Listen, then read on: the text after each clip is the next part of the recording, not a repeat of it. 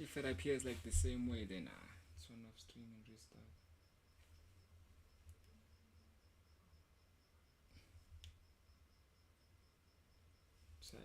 Type shit. Yeah, this is what I'm talking about.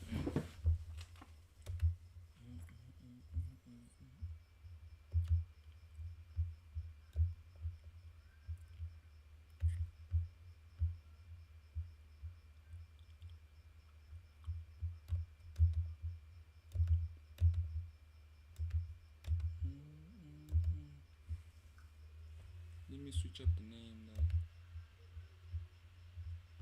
How do I switch up the name of the stream?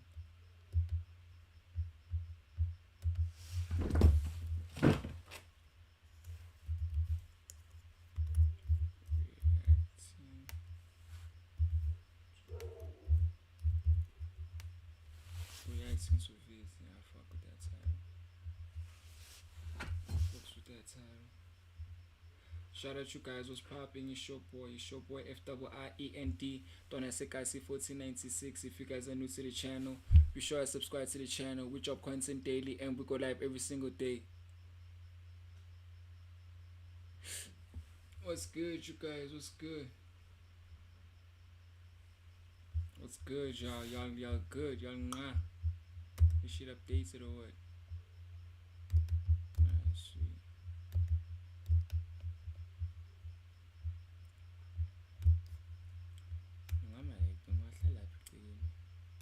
Don't even worry about it. Sit right there at the corner. Let's see what we have today. What is we going to watch today? What are we watching today, guys?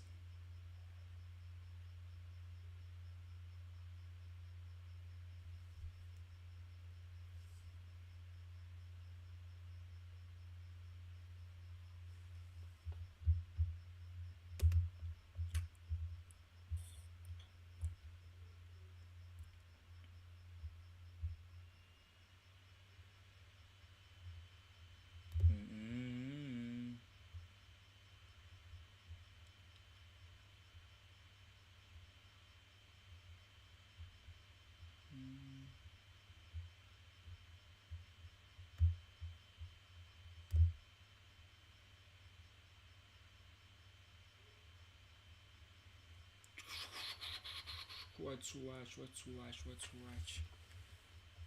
watch, man.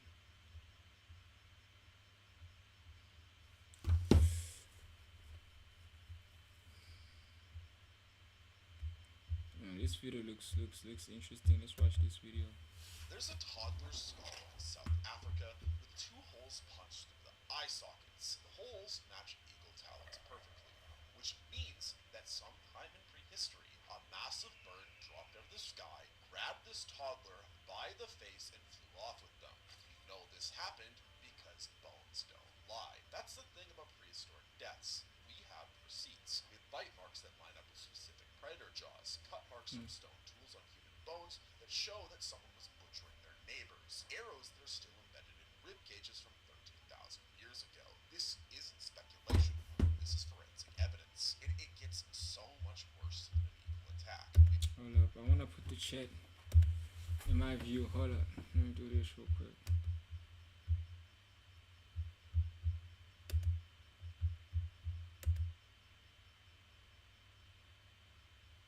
Oh fuck.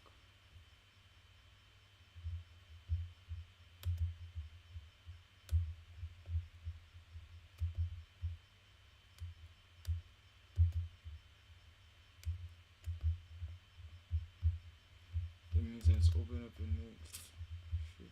Why do they keep opening up that shit though? Treat you right, treat you right. You're one of mine. Treat you, treat you, treat you, treat you. Treat you, treat right. Treat you right.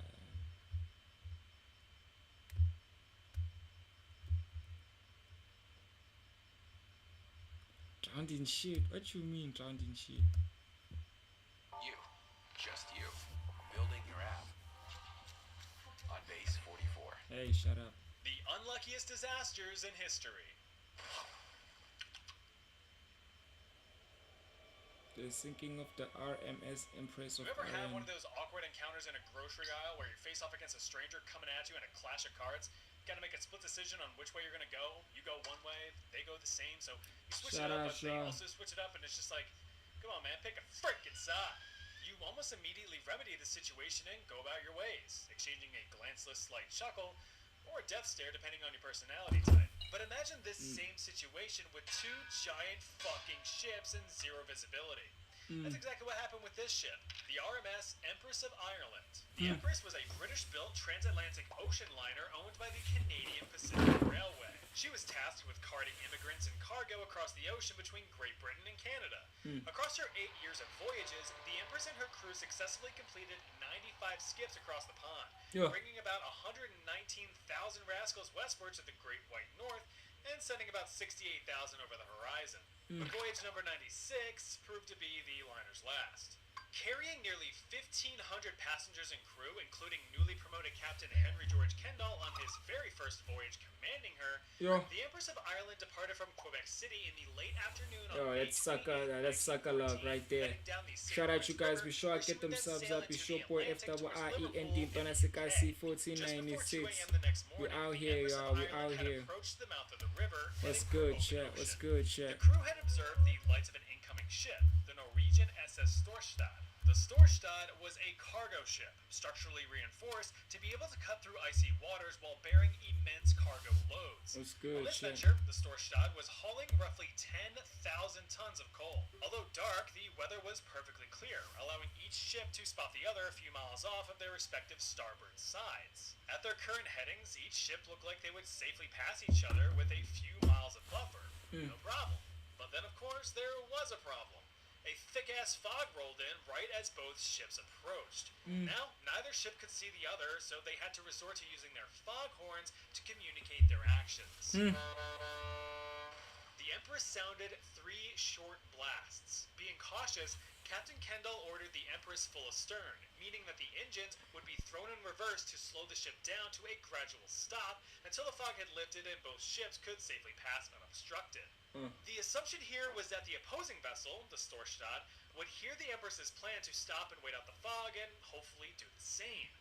No such luck. By 1:50 in the morning, the Empress was reportedly at a full stop, drifting only by the currents of the river. Then came the response from the Storstad.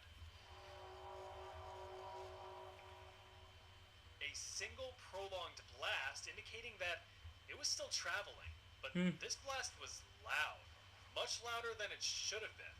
Like it's Within coming seconds of the directly. response, the Storstad appeared out of the fog, Whoa. bearing down on the Empress. Oh, shit. Captain Kendall testified that the Storstad was no more than 100 feet away by the time he was able to see the ship. By that time, a collision was inevitable. Kendall reportedly ordered the Empress hard to starboard and engines full ahead as to minimize the impact and hopefully make it a glancing blow. But there simply wasn't enough time to pick up any speed. At 1:55 a.m., the two ships collided with a deafening impact. The damage reached as far as 25 feet into the heart of the Empress, instantly Jeez. killing several second and third class passengers as they slept, as well as several crew. Damn it, damn it, damn it! Kendall quickly called out to the opposing crew to remain full ahead as to keep the ships together, hoping that the ship's stern would keep the Empress's hull plugged while they evacuated the survivors. However, the Storstad was already commanded full astern before the impact to try to minimize the momentum of the collision. Paired with the strength of the river's current, the two ships were separated within seconds, and the Empress's hull began to flood. Damn it! Damn it! Damn it! Despite attempts to prolong the sinking through the closure of watertight doors, the ocean liner sank in just 14 minutes flat, taking with it the souls of over 1,000 passengers and crew. Although its bow took a hell of a beating, the Storstad remained afloat and deployed lifeboats, rescuing roughly 200 from the frigid waters. After extensive investigations, with both sides giving conflicting stories, blame was mostly put on the Storstad as it had deviated from its original heading after the fog had rolled in, reportedly due to a misinterpretation of the actions of the Empress. According to their testimony, the crew of the Storstad believed that the Empress was turning towards them, as to pass port to port rather than the original starboard to starboard. This explains the Storstad's bizarre decision to turn starboard right into the Empress's path, ultimately leading to the collision. To add insult to injury, the fog that started the whole debacle had lifted just a few minutes after impact. Could have just waited it out. All the time. What's the point when Suck a you're luck. miles That's what I call it, There's a man. better Suck a way. luck. Second Life. Hey, shut up. If there was ever a prime example of being in the wrong place at the wrong time, it would be at Lake Nyos in Cameroon, Africa on August 21st, 1986. That explosion right there was a limnic eruption, also called a lake overturn. Let's take a look at what that really means. Towards the bottom of Lake Sup, Nyos PD is a Juice? high concentration of carbon dioxide being farted Shout out out by heavy PD volcanic Juice. activity deep below the lake bed. With depths reaching as far as 680 feet down, the substantial pressure at the bottom of the lake dissolves the majority I've of been the chilling, released homie. CO2 How have you into been? the surrounding water. This creates a gradient along the depth of the lake, with I've been deeper chilling, waters man. being How have rich in you been carbon doing? dioxide and surface waters being more rich in oxygen. It's a very delicate equilibrium which, if thrown off balance, can have catastrophic results. And as you can imagine, this is exactly what happened. Now, scientists haven't exactly agreed on what kickstarted this chain of events. Prevailing theories have ranged from earthquakes to landslides to even really no outside influence whatsoever. But what is known is that the entire system was momentarily disrupted, causing a massive volume of CO2 Shut up, enriched Shelby. Shut water us up to if you're rush new the here. higher, less pressurized zones of the lake. With less pressure, enormous volumes of the dissolved CO2 effervesced out of the water in a runaway Shout out, reaction. y'all. And there's the word of the day for you. Effervescence. No, it's not that Bring Me to Life band. To be It's when honest, kinda dissolved angry at my gas family. rapidly escapes out of a How you liquid mad at your solution, family? usually by a catalytic pressure differential. You know, like when you pop open a soda bottle and you see all the bubbles start fizzing? That's effervescence. Basically, the same thing was happening here, except with the case of Lake Nyos, Shit. it was magnitudes worse.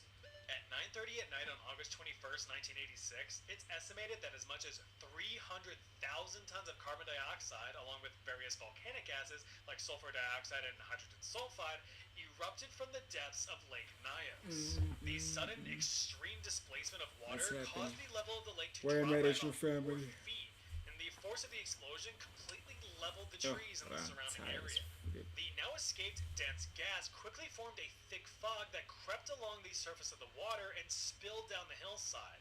Luckily, of course, They just right they piss towards me off. populated But that's villages. family, The bro. fog reportedly swept across Family the be landscape like with that. speeds upwards of 30 miles an hour. It was an They be like that.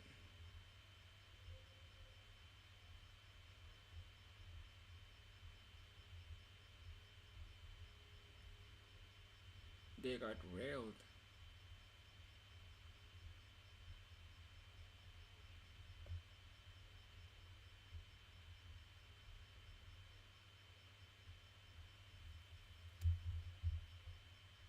Man, what the hell was what the hell was I watching here, bro?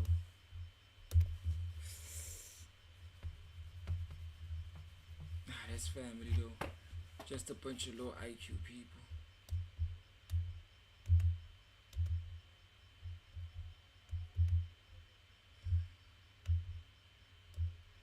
Mm-mm-mm-mm.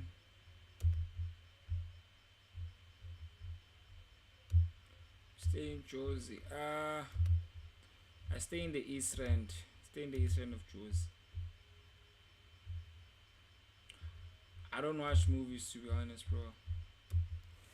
I wouldn't know. I wouldn't know where.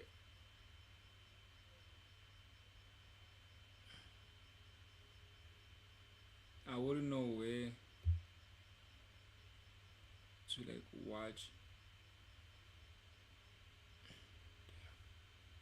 I don't know where to watch movies.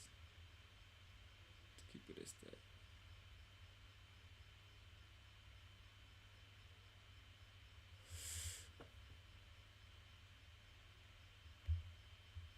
You don't exist. What the flip, bro? Is that right?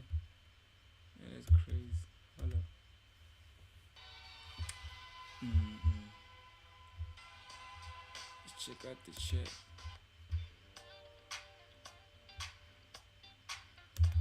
can't play anyone else's music. I'll get copyrighted. I ain't trying to get 6 months copyrighted, later, yo. you get an email. They want to interview you. You fly to Virginia on your own dime. The building looks like any other government office. Fluorescent lights, bad coffee, a man in a gray suit. 4 hours of questions. Where did you grow up? What languages do you speak? Have you ever used drugs? Have you ever been arrested? The questions seem random, but they're not. They're building a profile, looking for patterns, looking for lies. You pass the interview. Then comes the polygraph. The strap tightens across your chest.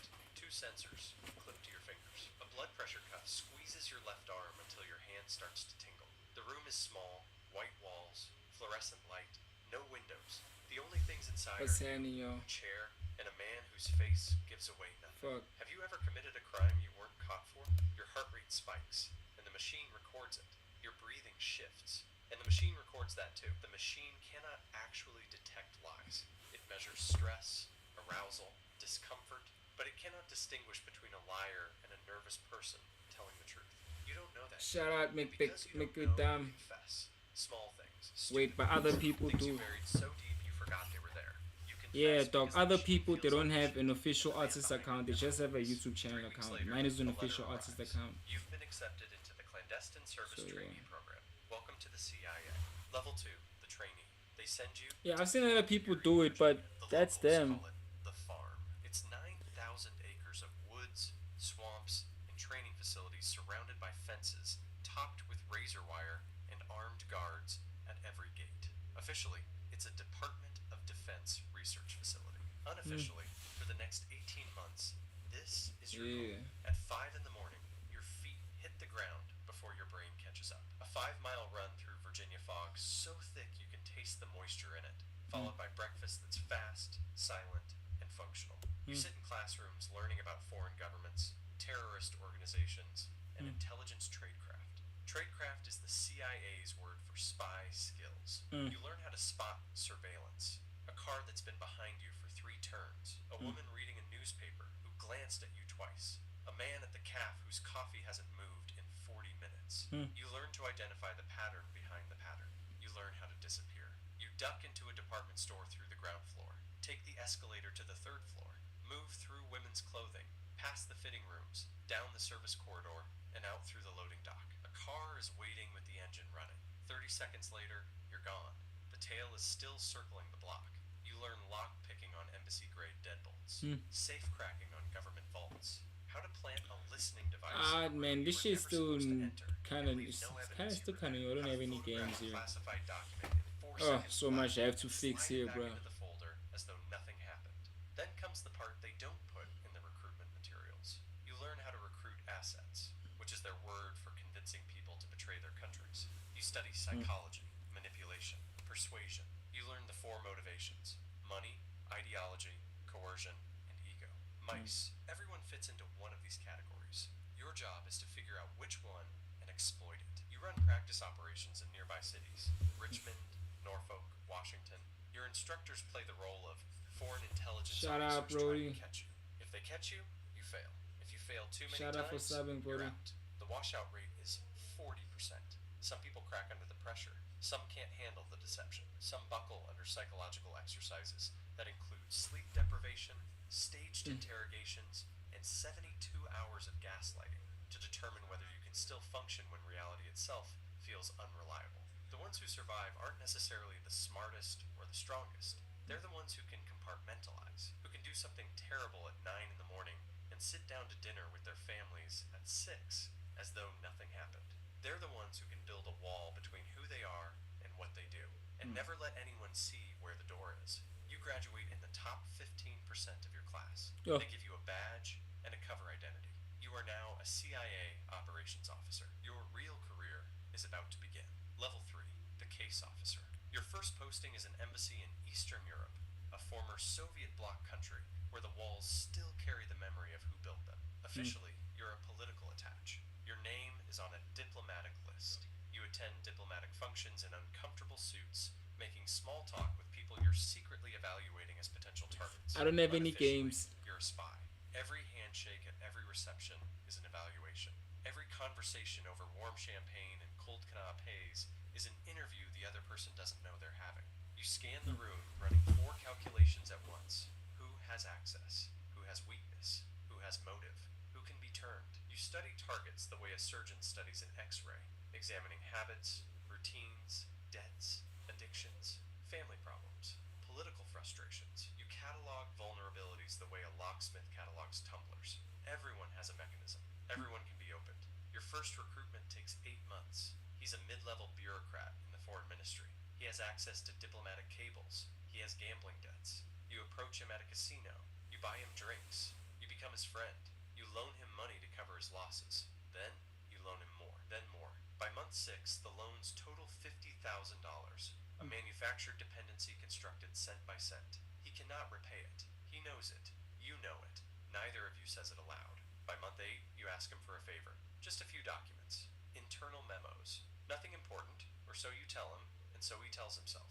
He agrees. He has no real choice. He's been agreeing for months without recognizing it. You now have an asset inside the foreign ministry. You eat dinner at the embassy that night and feel nothing in particular. Level 4, the NOC. Most CIA officers work under official cover. They're diplomats or military attaches with badges, offices in the embassy, and diplomatic immunity. If they get caught, they get expelled from the country. Embarrassing, but not dangerous. You're offered something different, non-official cover. NOC, pronounced knock. The most dangerous job in the intelligence community. You won't have diplomatic protection. You won't have an embassy to run to. No badge. No government ID.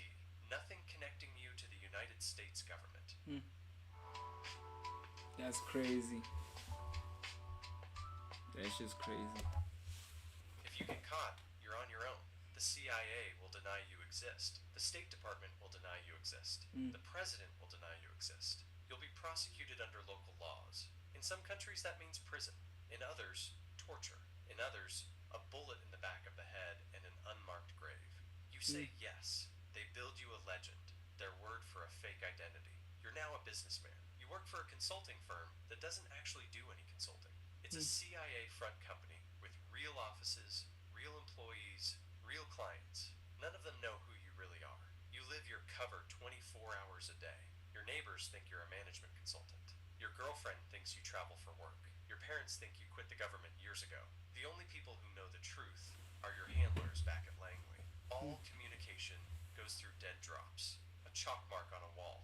A package taped under a park bench. An encrypted message buried in the code of an ordinary-looking website. You sleep with a packed bag and a passport, not yours, under the mattress. You check every reflection and every window for the face that appears too often. You memorize the vehicles behind you, vary your route home every single day, and never use the same calf twice in the same month. You are operationally, existentially, structurally alone. There is no one on earth who knows both your real name and your current location. If you die tonight, the truth of who you were dies with you. Level 5, the paramilitary officer. They pull you out of NOC work after your cover is almost blown in Beirut. A local intelligence service got suspicious. 2 men in a parked car that shouldn't be there. A woman on the 3rd floor with a camera lens that catches the light for half a second. Your cover is compromised. Not fully exposed, but the fracture exists, and fractures only widen. They extract you, debrief you for 3 weeks in a windowless room in Virginia, and present you with a new path. The Special Activities Division. SAD. This isn't about deception anymore. This is about direct action. You go through another round of training. 6 months of the most intense military training on the planet. Small unit tactics, close quarters combat, explosives and demolitions, advanced weapons training, high altitude parachute operations, free falling from 30,000 feet, combat diving, sear, survival, evasion, resistance, and escape, where they confine you in a box for days to teach you what captivity feels like before it happens. Bye bye, make pick Most of your see you next instructors time, are bro. former Delta Force or SEAL Team 6. They don't care about your recruitment skills. They care about whether you can kick down a door and clear a room without getting your team killed. Your first mission is in Afghanistan. You spend 3 months in a mud compound in a valley that doesn't appear on any official map. You grow a beard and wear Afghanistan. local clothes. You eat what the Afghan militia fighters eat: flatbread, rice, and goat. The men you work alongside have fought for decades. Their loyalties are fluid. The only constant is that everyone has a price. Your job is to locate targets and watch through binoculars as Hellfire missiles turn buildings into craters. Sometimes the intelligence is accurate. Sometimes the intelligence is wrong. The target isn't there. Women, children, families eating dinner in the wrong building at the wrong time because a grid coordinate was off by 200 meters. You try not to think about the times it goes wrong. You have another mission tomorrow. They award you a medal that doesn't have a name. The ceremony has no official record. The mission it recognizes never officially occurred in a country where you were never officially present. Yeah. Level 6, the team leader. After 5 years in SAD, you're promoted to team leader. You run your own unit. 8 operators. You're responsible for the mission. You're responsible for their lives. Your team is deployed to Libya following the fall of Gaddafi. The country is disintegrating. Militias occupy every city. Weapons depots are looted. Armed groups answer to no one. Your mission is to locate and secure chemical weapons before they fall into the wrong hands. Al-Qaeda, ISIS, or any group that would love to have mustard gas or sarin. 6 weeks in Tripoli while the city burns around you. You operate at night. Sleep 2 hours at a time in safe houses that change every 48 hours. You bribe militia commanders for information. You interrogate prisoners whose accounts change with each telling. You pay informants who might be lying, might be setting you up, might be working for 3 factions simultaneously. You find 3 caches of mustard gas that the official report said didn't exist. 15 tons of chemical weapons. You destroy them in place, rig explosives, and incinerate everything. The smoke rises thick and black, and you hope the Shout wind out doesn't y'all. Be shift. sure to get On them your subs last up night if in y'all new country, here. your convoy is ambushed. A side street. Muzzle fire. One of your men goes down, then another. You carry one of them half a mile to the extraction point while rounds snap past your head. The helicopter arrives. You get out. One survives. The other doesn't. You write letters to their families using words like service and sacrifice and grateful nation. You don't mention Tripoli, the mustard gas, the side street, or the half-mile carry. The letters are composed of omissions, and the families frame them. Level 7, the station chief. You've been in the field for 15 years. Your body is breaking down. A shoulder that dislocates. Afghanistan. Knees that grind every morning. Too many parachute landings. Permanent ringing in your left ear. An explosion in a country you're not permitted to name. You're 42 years old and you feel 60. They make you chief of station. COS. The senior CIA officer in an entire country. Every operation, every asset, every piece of intelligence flows through you. You manage 40 officers and hundreds of local assets. You meet with the ambassador every morning. You meet with local intelligence services. Some allies. Some adversaries pretending to be allies. Some assets you recruited years ago who are now running their own services. You approve operations that could start international incidents. You kill operations that carry too much risk. Every decision is a gamble. Every success is classified. Every failure ends up on the front page. You sleep 4 hours a night. Your marriage ended during your second tour in the Middle East. Your kids are grown now. They know the cover story. They know the person you pretend to be. Level 8, the Black Site Commander. They need someone to run a facility that doesn't exist. A black site.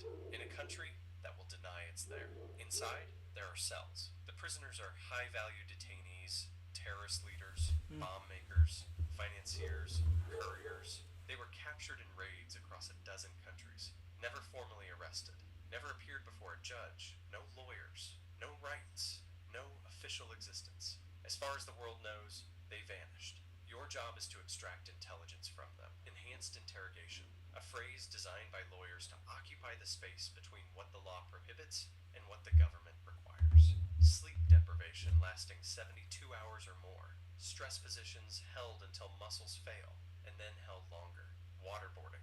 A cloth over the face. Water poured until the body believes it's drowning. Some of these techniques were legal when you started using them. Some were made legal retroactively by Justice Department memos written in offices with pleasant views and good coffee. You tell yourself it's necessary. You tell yourself the information saves lives. On some nights you believe it. On other nights you lie awake, uncertain whether you're still among the people doing the right thing, or whether that distinction ceased to carry meaning a long time ago. You run the facility for 2 years. When you leave, they give you a commendation that will never appear in any record. Level 9, the division director. You're back at Langley, the building you first entered 25 years ago as a nervous applicant. You walk past the memorial wall every morning. 130 39 stars carved into white marble. No names beside them. Some belong to colleagues. Some belong to friends. You run an entire division of the National Clandestine Service. Hundreds of officers report to you. Thousands of assets worldwide feed information into your systems. Billions of dollars in black budget funding flow through your accounts. Money that officially doesn't exist. You brief the president on covert operations. You sit in the Situation Room with the Secretary of Defense and the National Security Advisor. You recommend targets for drone strikes. You authorize operations in countries where we're not officially operating. You testify before congressional intelligence committees. The real briefings happen in closed sessions with no transcripts. The senators ask questions. You give answers that are technically true but carefully incomplete. They don't want the details. They want plausible deniability. You give it to them. The whole thing is a machine that runs on secrets and blood, and you're one of the people who keeps it running. Level 10, the Ghost. You retire after 30 years. There's a small ceremony in a conference room at Langley. 50 people attend. The director gives a speech about sacrifice and dedication and the price of freedom. Your colleagues applaud. Some of them are crying. You receive the Distinguished Intelligence Cross, the highest award the CIA can give. It will sit in a box in your closet because you can't display it. You can't explain it. If someone discovers it, you'll say it's a replica. You sign more non-disclosure agreements. Everything you did, everything you saw, everything you know is classified for the rest of your life. The truth of your career is a felony to speak aloud. You move to a house in Virginia, far from the city. You don't have many friends. The people you worked with are scattered or dead. You can't explain the scars. You can't explain why you check the locks 3 times before going to bed. You can't explain why you wake up at 3 in the morning and walk the perimeter looking for threats that aren't there. Your pension is generous. Your health care is excellent, but you're alone with your memories. The assets who were caught and executed. The operations that went wrong. The people you interrogated. None of it officially happened. None of it will ever be acknowledged. You are a ghost. And when you die, there will be a star on a wall at Langley. No name, just a star. One more anonymous sacrifice in a war that never ends. Somewhere, at this moment, a young person is filling out an application on the CIA website. They're sitting in a college dorm room or a military barracks, dreaming of adventure, dreaming of serving their country. They have no idea what they're really signing up for. They don't know about the polygraph, the farm, the asset with the gambling debts, the letters composed of omissions, the black site, the box in the closet, or the star with no name. They don't know that this job will hollow them out and fill them back up with secrets, but they'll learn. They always do. The cycle begins again.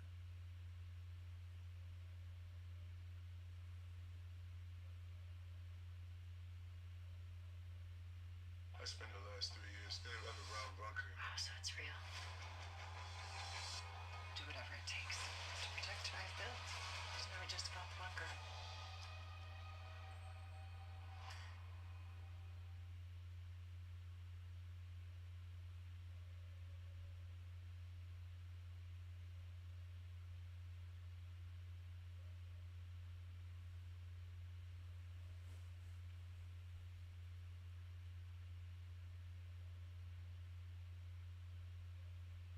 Level 1, the poster. You're not on the most wanted list yet. You're on a poster at the post office that nobody reads. Tuesday, March 12th, 2024. 10:47 a.m. First National Bank, Oakdale. You walk in wearing a gray hoodie from Walmart. $14.99. Washed twice. The Taurus G3C in your jacket pocket weighs 22 ounces. You practice this 50 times in your bathroom mirror. The teller's name tag says Barbara. Gray roots showing under a home dye job. Reading glasses on a beaded chain. You pull the gun. Empty the drawer. No dye packs. Your voice cracks. Barbara's hands shake so hard she drops the first stack of 20s. The security camera above the loan desk points straight at your face. You told yourself the hoodie would be enough. You didn't think about the angle. 47 seconds. You leave with $4,200. By 11:30 a.m., your picture is in 3 databases. Your FBI case number KC 2024-3847-BR. Special Agent Marcus Webb gets your case along with 42 others. He spends 8 minutes on it. Runs your photo through facial recognition, no hits, because you've never been arrested. Sends emails to local departments. Moves on. The money sits in a storage unit in Raytown, Unit 347. You rented it for $89 a month using your real name, because you didn't know you weren't supposed to. 6 months pass. Your case moves to page 4 of Agent Webb's files. You sleep fine most nights. Sometimes you dream about Barbara's hands shaking. You could live like this. Some people do. Level 2. The regional threat. You hit 3 more banks. Now there's a pattern. And patterns get attention. September through December. Different cities. Same state. Same height. Same build. Same walk. Your left foot turns out slightly from an old basketball injury. The system flags it. Agent Webb gets pulled into a conference room with 3 other agents. A task force. Codename Lonesome Bank Robber. Your photo goes on Facebook. 340 shares in 2 days. Your ex-girlfriend Sarah sees it. She stares for 3 minutes. The way you stand. Your build. She almost calls the tip line. Then she remembers how you broke up. She closes Facebook.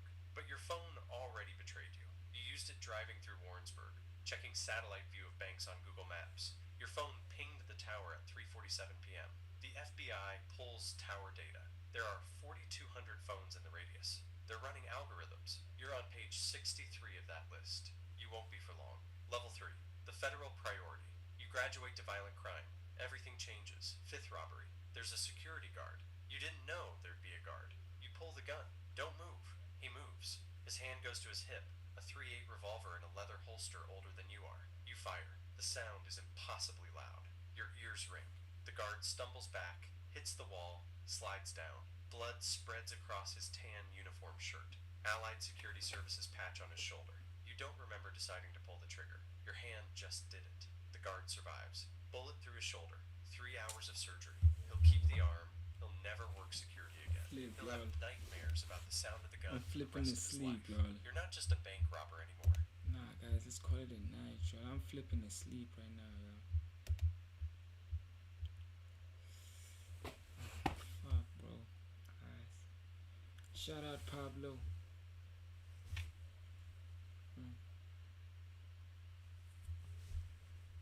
I need to go and sleep, bro.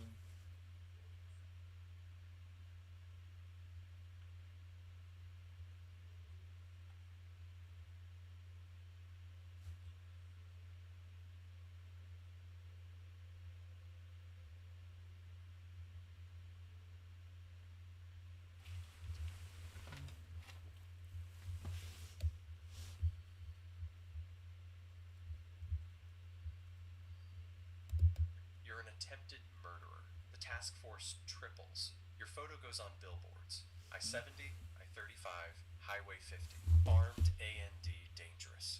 Crime Stoppers, $25,000 reward. CNN picks it up. Thursday, January 23rd, Sarah sees you on the news. The surveillance footage from Lexington, the way you hold the gun. She knows. She stares at her phone. The FBI tip line. 1-800-CALL-FBI. She thinks about 2 years together. How you were never violent. Never angry, quiet, sometimes distant, never dangerous. She doesn't recognize the person in the video.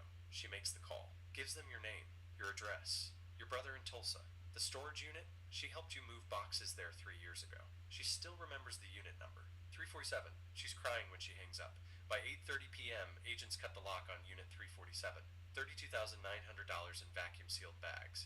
The Taurus G3C. Clothes, masks, gloves with your Dina. Warrant issued at 9:42 p.m. Level 4. Rover, here. Come here, boy. The manhunt begins. They know your name now. They know where you grew up, who your family is. You're sleeping in your car at a rest stop off Highway 65. Phone off. Battery removed. The FBI is at your mother's door at 9:47 a.m. 3 agents. She doesn't know where you are. She cries when they show her the footage. That's not my son. My son wouldn't hurt anyone. Your brother Mike is at work in Tulsa. Construction job. FBI tells him to call if you make contact. Mike sits in his truck for 15 minutes. He doesn't know you anymore. Saturday, January 25th. Motel 6, Lebanon, Missouri. You paid cash. Fake name. Robert Johnson. The room smells like bleach and cigarettes. You ate a Slim Jim and a Coke for dinner. You have 596.53 cents left. You think about turning yourself in. You don't. Monday, January 27th. One more bank. Population 612. You need money. The teller, Diane, opens the drawer. Steady hands. She's done this before. The younger teller stands crying silently. Tears running down her face. It's okay, you say. You don't know why. It's okay. I'm leaving. You walk out. You got away clean. But the bank had a new security system installed 3 weeks ago. Facial recognition. State of the art. It Captures your eyes, the spacing, your walk, that left foot turning out. Upload to the FBI database is automatic, real time. Match comes back in 17 minutes. 15 agencies mobilize. Helicopters, roadblocks, thermal imaging. 6:15 p.m., Highway 63. You see lights a quarter mile ahead. 3 patrol cars. 6 cops. You slow down, turn off. Side road, gravel, getting dark. Temperature dropping. You park behind a dumpster at a closed grocery store. Sirens in the distance, getting closer. You get out, take the backpack, the money, the gun. Leave your 2007 Honda Civic behind a Piggly Wiggly in a town whose name you don't know. You walk into the woods. Level 5, The Fugitive. It ends face down in frozen dirt. January in Arkansas. 23 degrees. You have jeans, a hoodie, a light jacket, boots with holes you've been meaning to replace. 3 days in the woods.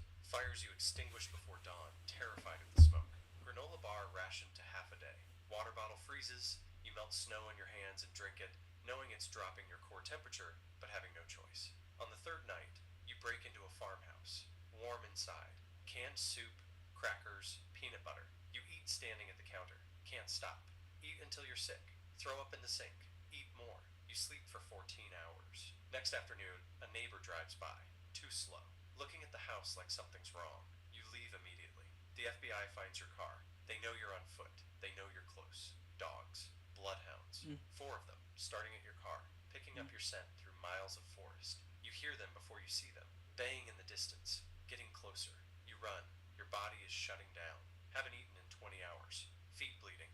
Ankle twisted, swollen to twice its size. You find a ravine. Steep.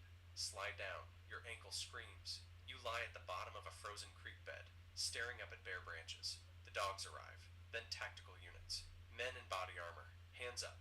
Let me see your hands. You raise your hands. The gun is in your waistband. You don't reach for it. Some part of your brain still wants to live. They tackle you anyway. Face hits frozen ground. Ice and mud and rocks. Hands yanked behind your back. Zip ties cutting off circulation. Helicopter deafening overhead. Rotor wash kicking up everything. Someone reads your rights. You can't hear the words over the noise and your own heartbeat. 15 months of running ends face down in a creek bed in Arkansas. The system. The federal courthouse. The judge reads the charges. Armed bank robbery, counts 1 through 6. Attempted murder. Assault with a deadly weapon. Use of a firearm during a felony. Felony evading. Your public defender is 28, carrying 73 cases. She visits 3 times. The prosecutor's offer comes in May. Plead guilty to 8 counts. 40 years. Federal prison. No parole. Or go to trial and risk life without parole. The evidence is overwhelming, she says. You take the deal. Sentencing. August 15th, 2025. The judge sentences you to 40 years. Federal Bureau of Prisons. No parole. Good behavior can reduce it to 32. You'll be 63 when you're released, if you survive. The years. Usp Leavenworth. Concrete walls 30 feet high. Guard towers. Razor wire. Cell D block. Cell 347. The irony isn't lost on you. 8 feet by 10 feet. Your cellmate Marcus has been inside 19 years. He doesn't talk to new arrivals. He lies on the top bunk reading a paperback western with yellow pages. You do the math. 40 years is 14,600 days. You don't sleep. Count time at 5 a.m. Breakfast at 6. Kitchen duty at 7, 12 cents an hour. The days blend together. You stop counting after 18 months. It doesn't help to count. Year 3. Library job. You read 60 books the first year. Westerns, mysteries, history, science fiction. You take classes. GED, then community college courses. It gives you something to work toward. Year 7. Your mother dies. Heart attack. March 15th. The chaplain tells you. You request permission to attend the funeral. Denied. Security risk. Marcus, your cellmate for 7 years, offers you a cigarette. Contraband. You take it. Smoke it in the cell. It's the only acknowledgement of your loss you receive. Year 18. You write Thomas Reeves a letter. Takes 3 days to write. An apology. You mail it. It comes back. Return to sender. Year 22. Mike reaches out. His kids are grown. He's been thinking about mortality. About family. About the brother he lost. You write back. Once a month, then once a week. It's something. Not much, but something. Year 32. Early release hearing. Model prisoner. Low risk. Education. Psychological evaluation. They grant it. August 15th, 2057. The end. They give you $600 from prison wages. Clothes that don't fit anymore. A bus ticket to Kansas City. You walk out. The sun is too bright. You squint. The air smells fresh. You forgot what fresh air smells like. Halfway house on Troost Avenue. 37 job applications in 3 months. 2 interviews. No offers. This is your life now. This is what 40 years bought you. Even after 32 years inside, you still wake up expecting count time at 5 a.m. Still expect the lights that never turn off. Still expect Marcus on the bunk above you. But it's just you, in a studio apartment in Kansas City, alone, free, whatever that means. The most wanted list continues without you. New faces, new crimes, new people who think they're smarter than everyone who came before. They're not. Nobody is.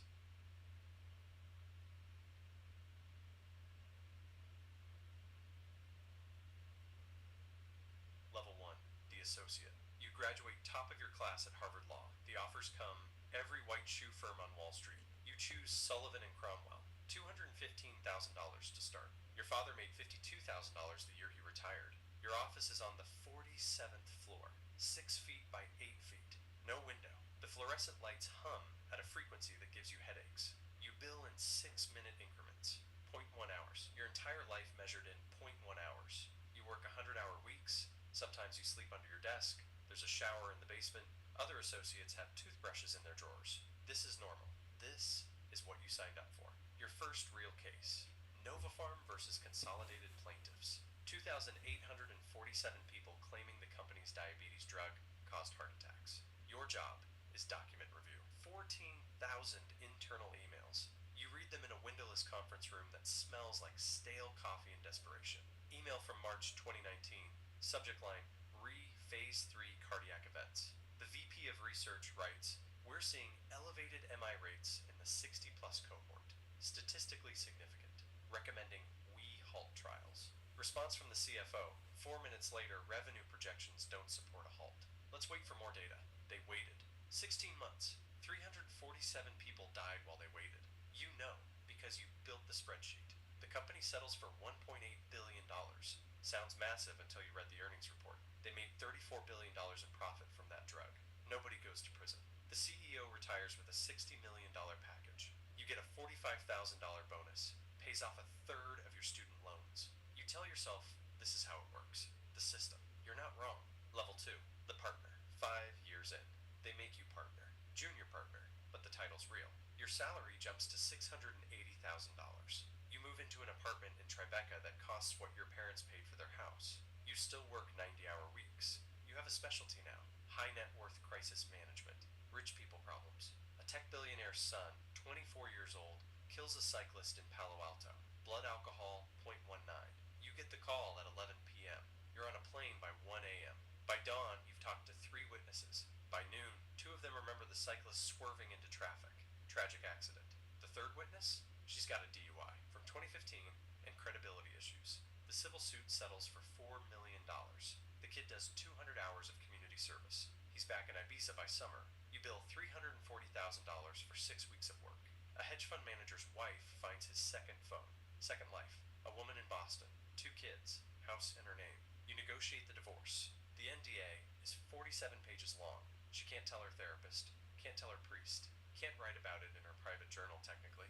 She gets $25 million in a lifetime of silence. You're not practicing law anymore. You're containing damage, burying bodies. Most of them metaphorical, some of them not. Level 3, the fixer. The first time you cross a line you can't uncross. You're in a penthouse on Central Park West. The client owns 14 newspapers and 3 television networks. His name opens doors. His money keeps them open. Someone's blackmailing him. Photographs, videos. You don't watch them. You don't need to. The timestamps tell you enough. Victims, under 18. Multiple jurisdictions. He asks you to make it go away. You should refuse. You should call the FBI. You should do what a decent person would do. Instead, you ask for a $3 million retainer, non-refundable. He wires it before you leave. The blackmailer is a former employee, IT contractor. He disappears 3 weeks later. Not dead, you're careful to never know for certain. Just gone. New identity in the Philippines, maybe. Or buried in the Pine Barrens. You don't ask. The material gets destroyed, allegedly. You keep copies, encrypted, distributed across servers in 7 countries. Insurance, that's what you call it. Insurance. Because you've seen what happens to lawyers who know too much and don't protect themselves. Heart attacks at 48. Car accidents on empty roads. You're going to be the one person who cannot be touched. Level 4, the vault. 10 years in. Your vault has 247 files. Not a physical vault. Digital, encrypted, redundant. Inside, everything. Every secret you've been paid to keep. every crime you've helped cover up. You have a Supreme Court justice who accepted $2 million to sway a copyright case. You have 3 senators who took money from Chinese intelligence cutouts. You have the CEO of America's second largest bank who ordered the destruction of evidence in a money laundering investigation. You have medical records. The tech billionaire has early onset Alzheimer's. His board doesn't know. The pharmaceutical CEO is HIV positive from an affair with a male escort his wife doesn't know. The presidential candidate has stage 3 cancer. The voters don't know. You have everything. You can prove everything. That makes you the most dangerous person in any room. Your clients pay you $50,000 a month just to keep you on retainer. That's before you do any work. Small secrets, $200,000. Career-ending secrets, $2 million. Prison for life secrets, $10 million and up. Last year, you earned $34 million. You own homes on 3 continents, each registered to a different shell company. You have $8 million in gold bars buried in locations only you know. You trust no one. You live alone. No spouse, no children, no weaknesses. You're 45 years old, and you haven't had a real conversation with another human being in 6 years. Level 5, the puppet master. They think you work for them. The billionaires, the senators, the CEOs. They think you're their lawyer. They're wrong. You stopped working for them years ago. Now you use them.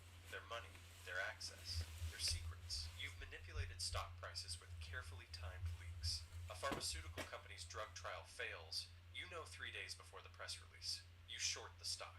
Make $4 million. You've influenced elections. A governor is about to win re-election. You have proof he embezzled $12 million from his campaign. You don't release it. His opponent pays you $5 million for your restraint. The governor wins. 6 months later, he pays you $7 million to keep paying you. Both sides paying you. This is the game now. You've made careers and destroyed them. A young congressman shows promise. Too much integrity. Might cause problems. You leak his college drug arrest. Suddenly he's toxic. A senator is blocking legislation your clients need passed. You provide evidence of his affairs. He resigned. You're not playing their game anymore. You're playing a game they don't know exists. Level 6, the paranoia. You assume every phone is tapped. Every room is bugged. Every person is potentially an informant. You never use the same phone twice. You have 30 burner phones in a safe. You rotate through them. Each one gets used once and destroyed. You have dead drops in 4 cities, coded phrases, a network of intermediaries who don't know your real name. You've prepared for every contingency. If you're arrested, there's a dead man's switch. 72 hours without your biometric check-in, and everything releases. Every file, every secret, the entire vault dumped to journalists, prosecutors, WikiLeaks, every regulatory agency in the Western world. If you're killed, same thing. Nobody knows about the switch except you. That's the only way it works. You're untouchable. Killing you crashes the global economy. Arresting you triggers a constitutional crisis. You've engineered mutually assured destruction. But you haven't slept more than 4 hours a night in 8 years. You take Ambien, but it doesn't help. You just lie there, staring at the ceiling, running scenarios. Who's coming for you? How they'll do it. Whether your precautions are enough. Level 7, the end game. You're 60 years old now, worth $470 million. You have no one to leave it to. No legacy except the secrets you've kept and the crimes you've enabled. When you die, the vault opens. The world sees everything, and they'll call you a monster. They won't be wrong. You've helped murderers escape justice. You've protected pedophiles. You've watched innocent people suffer because suffering was profitable. You told yourself you were just a lawyer, just doing your job, just working within the system. But you haven't slept well in 20 years. One day, maybe today, maybe tomorrow, you're going to make a different choice. You're going to take everything in that vault and give it to every journalist, every prosecutor, every law enforcement agency in the world. Not because you found your conscience, not because you want redemption, because you can, because you're bored, because you spent your entire life accumulating power, and the only interesting thing left is to use it in the most destructive way possible. You're going to watch the system collapse under the weight of its own secrets. Or maybe you won't. Maybe you'll die in your sleep, and the dead man's switch activates, and nobody ever knows your name. Maybe one of your clients finds a way through your defenses. Maybe you'll just keep going, year after year, collecting secrets and cashing checks until there's nothing left of who you used to be. You finish your scotch. Look out at the city lights. Somewhere down there, a young lawyer just billed their first 100 hours, dreaming about partnership, about success, about money. They have no idea what they're getting into. They have no idea every case, every client, every dollar comes with a cost. They'll learn. Everyone learns eventually. Your phone buzzes. Another client, another problem, another secret that needs keeping. You answer it.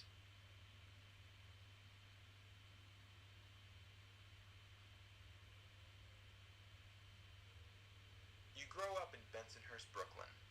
Your father drove a bread truck for Stella D'Oro for 31 years. Same route every morning. He died of a heart attack loading racks when you were 19. No pension, no safety net. Your mother keeps working, cleaning hospital rooms, until her back gives out. Workers' comp covers $940 a month. Rent is $1,100. You're already underwater. You're 23. You drive for a medical supply company. $11.50 an hour delivering oxygen tanks to nursing homes. You're good at it. You know every street, every shortcut. You pick up weekend shifts driving a livery cab, black Lincoln town car. You work 73 hours a week and feel 50 years old. Your cousin Marco finds you on a Sunday. You haven't seen him since your father's funeral. He looks different. Better clothes, new watch. He needs a ride to Red Hook, midnight pickup, 300 cash. You ask if it's legal. He looks at you like you're stupid, then asks, "You making enough doing this?" You think about your mother, the pills that cost $190 a month, the credit card bills. You say yes. Midnight. Warehouse on Beard Street. Marco comes out with two men carrying duffel bags. Nobody speaks. You drive. Belt Parkway West, local roads through Gravesend. You drop them at a social club on 86th Street. Marco hands you 300, all 20s. You sit in the car outside your building for 20 minutes, counting, thinking about the weight of those bags. You give your mother 200. Tell her you got a bonus. You put the last 100 in a coffee can under your bed. You don't sleep. Marco calls again 4 days later. $500. The jobs keep coming. Once a week, then twice. Always midnight. Always duffel bags. Always men who don't talk. You learn without being taught. Don't ask names. Don't ask what's in the bags. Show up on time. Keep your mouth shut. You start noticing things. Belt Parkway westbound, 2 to 4 a.m., minimal patrol. You buy a notebook. You write down traffic light patterns, police shift changes, which blocks have cameras. 3 months in, Marco brings you to the social club. Unmarked door, narrow staircase, cigar smoke and coffee. 8 men inside, all older. They look at you like mechanics evaluating a car. A man named Sal asks what you drive. You tell him about the town car. He pours you espresso in a tiny cup, says, "Marco tells me you're never late." You're not. And you don't talk. You don't. He tells you to come back Thursday. Thursday, you meet Polly. He needs a ride from Maspeth to Ozone Park. When you drop him off, he hands you $800. Then he says, "You know why Marco brought you to us? Because you're not stupid enough to think you're smart." You think about that the whole drive home. The calls start coming from different numbers. Not Marco anymore. You buy a pager. You memorize callback numbers. You're making $3,000 a month. You buy a second car, a 1989 Ford Crown Victoria, former police interceptor. You register it under your grandmother's maiden name. Your mother stops working. You tell her you got promoted. She believes you because she wants to. Your girlfriend Angela finds the pager. She goes through your jacket while you're in the shower. When you come out, she's crying. Not loud, just tears. "My father told me you were going to end up like Marco." You say Marco's fine. Marco's going to prison, or he's going to die. She takes her clothes, her toothbrush, the photograph of you two at Coney Island. You don't stop her. Your pager goes off an hour later. You pick up a man with blood on his hands. You get paid $1,500. Angela's keys are on the counter. You stop pretending this is temporary. You buy a third car. You rotate them. Never the same car twice in 72 hours. Your apartment changes. You take down photographs. It becomes a place you sleep. Nothing more. 1 year in, everything shifts. Sal brings you to a meeting. 9 men talking about a shipment from Port Newark. Someone asks about the route to Elizabeth, New Jersey. You speak. Pulaski Skyway has state police monitoring. Take Route 1 and 9 through Jersey City instead. 43 minutes if you time it right. Silence. Then Sal smiles. They start asking you questions every meeting. You become a resource. Sal says, "You're not just a driver anymore. You're insurance. 3 years in." Thursday night. Emergency page, 911 code. Polly's voice, tight and stressed. 2 minutes, Bay Ridge, we're outside. You're in Bensonhurst, 15 minutes away. You do it in 9. 2 men on 3rd Avenue, one breathing hard, sweating. They get in. Behind you, sirens, 3 blocks back. You take 4th Avenue North, cut through a grocery store parking lot, come out on 5th going south. The sirens fade. 33 minutes total. Polly hands you $2,000. Police response time in Bay Ridge is 6 minutes. You got us out in 4. That's why you're still here. You sit at your kitchen table until sunrise. The next morning, you call the pager number. You tell them you're available. You stop being a person. You become a function. For the first time in your life, you're good at something people value.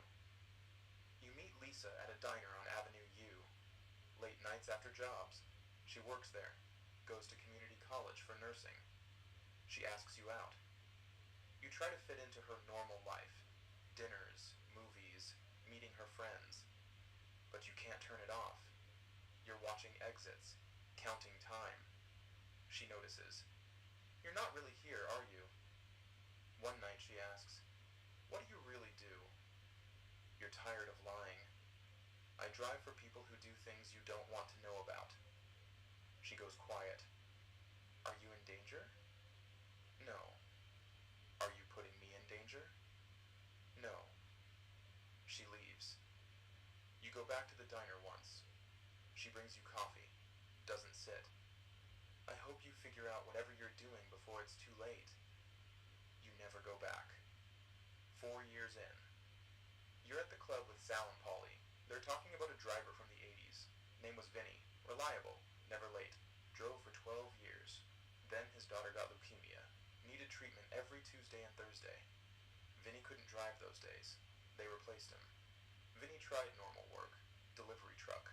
Got pulled over 3 months later. Broken taillight. The cop found a warrant from 8 years back. Probation violation. He did 4 years. His daughter died while he was inside. 5 years now. You're 28. Your mother needs spine surgery. $47,000. Insurance covers $12,000. You pay the difference in cash. She wakes up asking where you got the money. You say you've been saving. She knows you're lying. She holds your hand. "Promise me you'll stop." You promise. You're lying. You're driving home when your pager goes off. 10 p.m. Pick up in Red Hook. The same warehouse where this started. You arrive at 1147. Same street. 2 men come out carrying duffel bags. You drive the same route you drove 5 years ago. You drop them at the same club on 86th Street. You walk to your apartment. Same building you grew up in. You unlock the door. The apartment is empty. You count the money. $1,500. You think about the first night. $300. You think about Angela, Lisa, your mother, your father. But then the pager goes off. 11:34 p.m. You grab your keys. 3 sets, 1 for each car. You walk down the stairs. Same stairs from childhood. Different person. You get in the Crown Vic. Check the mirrors. Start the engine. 10:31. Crime in progress. You pull out. The street is empty. The job is waiting. You drive. That's a wrap. If you found yourself immersed in the story, leave a comment with what you think happens next. Do you ever get out of the loop? Subscribe if you want more stories like this.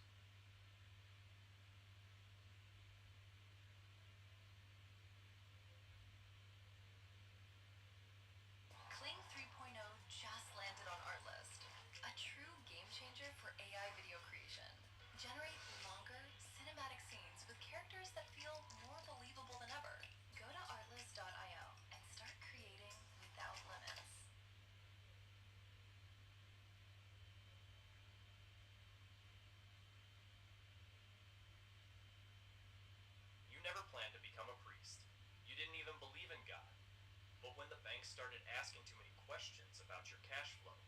You realize the one institution nobody dares to audit is the church. So here you are, standing in a donated clerical collar, about to run the most profitable money laundering operation in the city. Your real name doesn't matter anymore.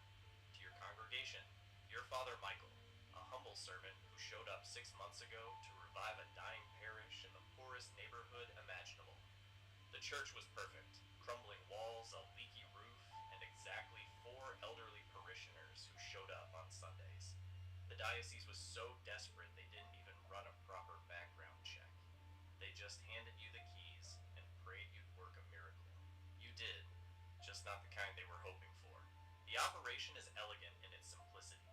Drug dealers, human traffickers, and gun runners can't exactly deposit duffel bags of cash at Chase Bank without triggering a federal investigation. But a church receiving generous donations from its devoted flock? That's just faith in action. You set up collection boxes at every entrance. You organize charity drives. You even started a building fund to fix that convenient leaky roof. Every Sunday, your parishioners file in. Drop envelopes stuffed with cash into the donation baskets, sit through your terrible sermon about loving thy neighbor, then leave. The money gets counted, recorded as legitimate charitable contributions, deposited into the church's account, and then transferred to various contractors and charitable organizations that exist only on paper. Clean money comes out the other side. The real genius? You actually fixed the roof. You repainted the walls. You bought new pews. Nothing attracts attention faster than a broke church suddenly flush with cash and nothing to show for it. So you made the church beautiful. You started a food bank that actually feeds people. You hired a part-time youth counselor. The 4 original parishioners cried tears of joy watching their beloved church transform. They think you're a saint. The irony keeps you awake some nights. Your first major client walked in on a Tuesday. He introduced himself as Ramon, though you knew exactly who he was. A mid-level cartel operator moving product through the Port District. He sat in your office, looked you dead in the eye, and slid an envelope across the desk containing $50,000. He didn't threaten you, didn't need to. He simply asked if you were the kind of priest who understood that God works in mysterious ways. You counted the cash slowly, let the silence stretch, then quoted a Bible verse about rendering unto Caesar. He smiled. You'd just passed the test. The system scaled fast. Ramon brought friends. Those friends brought associates. Within 3 months, you were processing $500,000 monthly. The diocese noticed your fundraising success and sent a congratulatory letter praising your devotion. They asked if you'd share your strategies with struggling parishes across the state. You politely declined, citing humility. But success breeds complications. The original elderly parishioners started inviting their friends. Real believers began showing up, people who actually wanted spiritual guidance.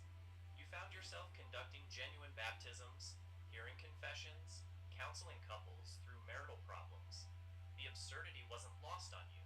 A criminal running a fake church accidentally becoming a real priest to maintain his cover. Then Maria appeared. She started attending every Sunday, always sitting in the 3rd row, always alone. Mid-30s, tired eyes, a daughter clinging to her hand. After Mass one morning, she approached you with tears streaming down her face. Her husband had died, she explained. Cancer. The medical bills destroyed them. She was 3 months behind on rent, about to be evicted, and her daughter's birthday was next week. She'd been praying for a miracle. You felt something uncomfortable twist in your chest.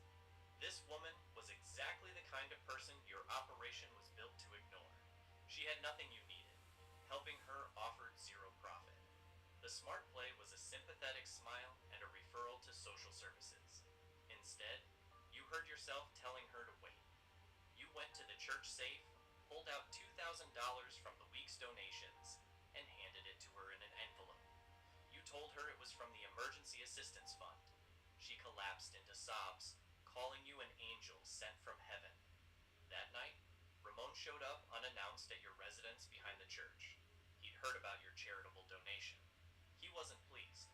He He reminded you that the money flowing through your church wasn't actually yours to distribute. Every dollar had an owner, and those owners didn't appreciate freelance philanthropy. He didn't threaten violence, but his message was clear. Your job was to clean money, not redistribute it. Stay in your lane or find yourself in a confessional that doubled as a coffin. You apologized, assured him it wouldn't happen again. He left satisfied, but something had shifted. You'd spent months playing a priest, and somewhere in the performance, a sliver of the character had infected the actor. The next Sunday, attendance hit an all-time high. Your money laundering clients mixed seamlessly with genuine worshipers. You preached about redemption to a room full of people who needed it, criminals and struggling families sitting in adjacent pews. The collection baskets overflowed. You processed the money with mechanical efficiency, separating the marked bills from the genuine donations, routing everything through the proper channels. But you kept thinking about Maria, about her daughter's birthday, about the mathematical reality that the amount you'd given her represented roughly 30 seconds of your operation's weekly cash flow. You could help dozens like her without even denting the profit margins. The thought was dangerous. The thought was stupid. The thought wouldn't leave. Wednesday afternoon, a black sedan pulled up outside the church. Two men in expensive suits stepped out. They weren't your usual clients. These men moved with a different kind of authority. Federal agents don't announce themselves, but you can always spot them. They walked through your front door like they owned the place. You stood from your desk and met them in the sanctuary. They introduced themselves with badge flips so quick you barely caught the names. FBI, Financial Crimes Division. They'd been investigating irregularities in your church's financial records, donation patterns that didn't match typical nonprofit behavior, large cash deposits with no corresponding donor documentation. You felt your pulse hammering, but kept your face pastoral and confused. You explained that you were new to church administration, that the previous bookkeeper had left things disorganized, that you were still learning nonprofit compliance. They nodded with smiles that didn't reach their eyes, asked if they could look around. You had no legal grounds to refuse without raising suspicion, so you agreed. Showed them the office, the donation records, the bank statements. Everything appeared legitimate on paper because you'd been meticulous. They spent an hour photographing documents, asking questions about specific donors who didn't exist. You provided answers that were technically true but meaningfully false. Finally, they thanked you for your cooperation and left. You waited until their sedan disappeared before allowing yourself to panic. You called Ramon immediately. He arrived within 20 minutes, fury radiating off him like heat. The feds sniffing around meant your operation had somehow pinged their algorithms. Maybe a pattern in the deposits, maybe an informant, maybe just bad luck. Either way, the church was now toxic. Ramon ordered an immediate shutdown. All laundering operations would cease within 48 hours. The building would be sold, the accounts closed, your identity burned. You'd be relocated to a different city with a different cover. Standard protocol when he'd arrived. You should have felt relieved. This nightmare was ending. But you looked around the sanctuary and saw the faces of people who'd started depending on this place. Maria wasn't the only one. You'd been quietly helping others. An elderly man whose pension didn't cover his medications. A single father whose car broke down, costing him his job. A teenager who needed money for college applications. Nothing massive, just small interventions that happen to cost nothing compared to the cash flowing through your operation. Those people weren't part of Ramon's exit strategy. They'd wake up Sunday to find their church abandoned, their priest vanished, their fragile stability shattered again. The thought made you physically ill. That night, you sat alone in the empty sanctuary. Moonlight filtered through the stained glass, painting colored shadows across the pews. You'd been pretending to be a priest for months, but you'd never actually prayed. The irony felt sharp. You didn't believe in God. You believed in numbers, in probability, in the cold mechanics of survival. Prayer was a linguistic performance for the marks. Yet you found yourself speaking into the darkness anyway. Not to God exactly, but to whatever mechanism in the universe determines whether people like you get chances at something better. You told the empty room that you were tired of being what you'd become, that you wanted the exit Ramon was offering, but you wanted it on different terms. You wanted to take the money you'd accumulated and actually help the people who needed it. You wanted to stop pretending to be good and try actually being good. The sanctuary offered no response. Stone and wood don't provide guidance. But sitting there in the silence, you made a decision that would either save you or destroy you. You spent the next day liquidating everything you could access. Not the cartel's money, you weren't suicidal, but your personal cut from months of operations, your emergency reserves, every dollar you'd skimmed legally from the legitimate donations. It totaled just under 40,000. You withdrew it in cash. Then you started making calls. You contacted every person you'd helped, plus a dozen others you'd identified as desperate. You told them the church was closing unexpectedly, but there was emergency assistance available. You set up appointments throughout the day. Each person arrived expecting prayer and sympathy. Instead, you handed them envelopes, amounts calibrated to their specific crises. Enough to matter, not enough to raise questions. You told each of them the money came from an anonymous donor who wanted to help before the church dissolved. You watched their faces transform, disbelief into hope into tears. You were violating every rule of your profession, creating witnesses who could describe you, building a paper trail of goodwill that served no strategic purpose. Ramon would consider it catastrophic operational security, but you'd stopped caring about Ramon's assessments. By evening, the money was gone, your reserves depleted. You just made yourself financially vulnerable for the first time in years, and it felt unexpectedly right. You packed a single bag with essentials, left everything else behind. The FBI would return eventually, and when they did, they'd find an empty building with immaculate records and no forwarding address. Ramon's people would come looking for you when you missed the scheduled check-in. They'd find the same nothing. You were burning your bridges in both directions, criminal and federal. It was objectively insane. You drove through the night, heading west with no specific destination. Just distance, just movement. Somewhere in Nevada, as the sun rose over empty desert, you stopped at a rest area. You bought terrible coffee from a vending machine and sat on a concrete bench watching the light change. For the first time in your adult life, you had no identity, no cover story, no organization backing you, no plan beyond surviving the next 24 hours. It should have been terrifying. Instead, it felt like breathing after being underwater too long. You'd been a criminal playing a priest who accidentally started acting like one. Now you were just a person who'd done something decent and paid for it with everything. Whether that made you stupid or redeemed didn't matter. You were free from the performance. Your phone buzzed. Unknown number. You stared at it, knowing it was either Ramon or the feds. Either meant the end of this fragile moment. You let it ring out, finished your coffee, walked back to your car, drove toward whatever came next. The rearview mirror showed nothing but empty highway. No pursuit. Not yet. Just open road and possibility. You turned up the radio and kept driving into the light. You never set out to be anyone's savior. You just wanted to clean dirty money and stay breathing. But somewhere between the fake sermons and real confessions, between laundering cash and actually helping people, the mask fused to your face. Now you're driving through the desert with nothing but a tank of gas and the strange weight of having done one decent thing in a lifetime of wrong ones. Maybe that's not redemption. Maybe it's just a different kind of running.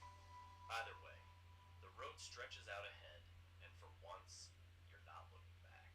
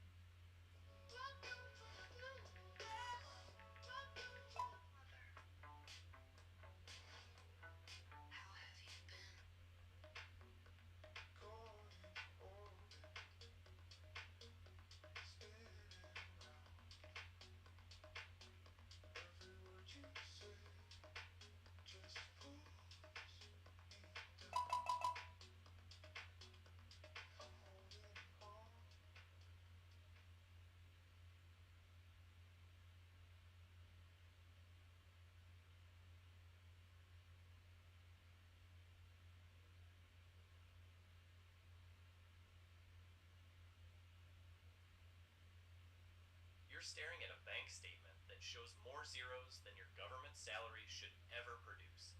The Porsche in your driveway costs triple your annual income. Your kid goes to a private school that senators can barely afford. And every month, a mysterious wire transfer hits your offshore account like clockwork. You're not just bending the rules anymore. You're a full-blown traitor with a pension plan. It wasn't supposed to go this far. 5 years ago, you were the model agent. Top marks at the farm. Fluent in 3 languages. A genuine believer in the whole truth, justice, and American way propaganda they fed you. But belief doesn't pay for your mother's experimental cancer treatment. Patriotism doesn't cover your brother's legal bills after his business partner cleaned out their accounts and vanished. The agency promised you'd be taken care of. Instead, they gave you a salary that barely covers rent in DC and told you sacrifice was noble. Then came the assignment that changed everything. You got posted to a diplomatic station in Eastern Europe, former Soviet state, still figuring out which direction to face. Your job was recruiting assets inside the local government. Standard stuff. Find vulnerable people, exploit their weaknesses, turn them into sources. You were good at it. Maybe too good. Because the people you were learning to manipulate were the same kind of desperate you were becoming. Your partner at the station was a guy named Marcus. Senior case officer, 15 years in the field, the kind of agent who'd seen enough to stop being surprised by anything. Marcus ran his operations clean, by the book. He had this annoying habit of actually believing in the mission, which made you feel worse about the thoughts that were starting to form in the back of your head. One night, Marcus took you to a diplomatic reception. Standard networking event. Champagne that tasted like money and conversations that meant nothing. That's where you met Victor. Russian intelligence, though his business card said cultural attaché. Everyone in the room knew what he really was. He wasn't some shadowy figure in a trench coat. He was charming, educated, wearing a suit that cost more than your car. He made a joke about the cheap wine. You laughed. He asked about your work in the vaguest possible terms. You deflected professionally. He handed you his card, smiled, and walked away. Marcus watched the whole exchange from across the room. He told you to be careful. Said Victor had a reputation for spotting weakness the way a shark spots blood in water. You told Marcus you could handle it. You threw Victor's card away that night. You fished it out of the trash 3 weeks later when the hospital called about your mother's bills.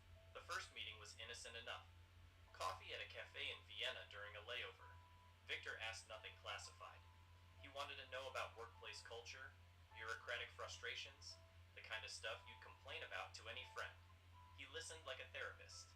At the end, he slid an envelope across the table. 10,000 euros. He said it was a consulting fee for your time. You should have walked away. You should have reported it immediately. Instead, you bought your mom 2 more months of treatment. The second meeting, he asked for something small. Not classified documents or state secrets. He wanted to know the name of a mid-level analyst working the Eastern European desk. That's it. Just a name. He offered $50,000. You told yourself it wasn't real espionage. It was just HR information, practically public if someone tried hard enough. You took the money. You gave him the name. That analyst got reassigned to a desk job in Kansas 3 months later. You never asked why. That's how they hook you. Not with one massive betrayal, but with 1,000 tiny compromises that individually seem survivable. Each one adds another link to the chain until you realize you're not walking toward the exit anymore. You're being dragged deeper. For 2 years, you played the game carefully. You, just you, building your app on base 44. Describe it. And it's real. One thought leads to more thoughts. Layer by layer, taking shape. When you need your tools, bring them in. They just click. Okay, kick it up a notch. Create something smarter, something powerful. Style counts, so give it your touch. Big or small. Next idea hits at 2 a.m. course it does. Keep building. Ask yourself, wait, I built this? Damn right. Base 44. Build it your way.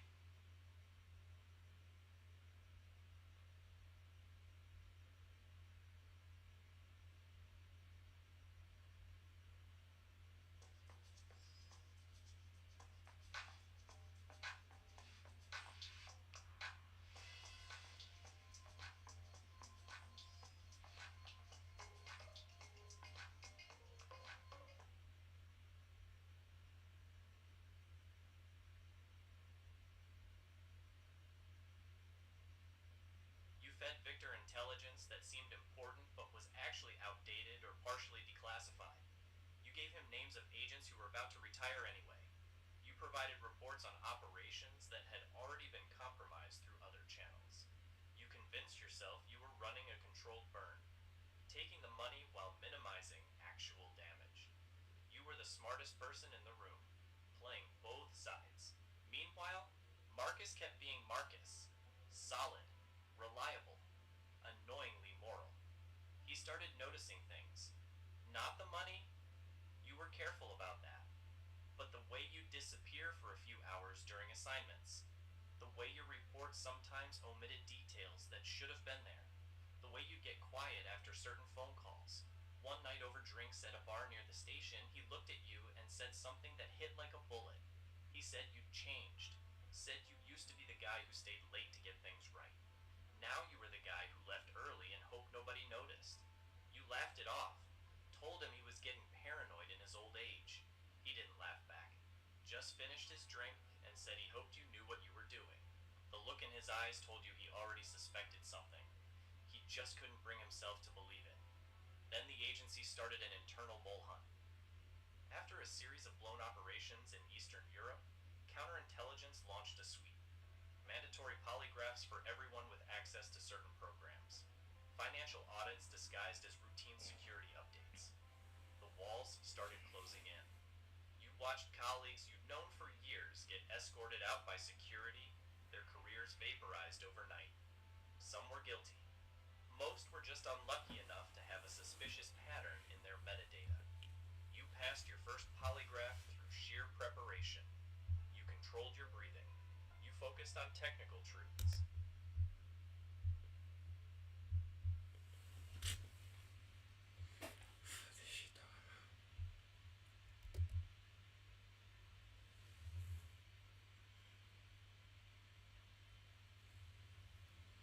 It's a screen look at his city. I didn't even know what you're talking about, bro.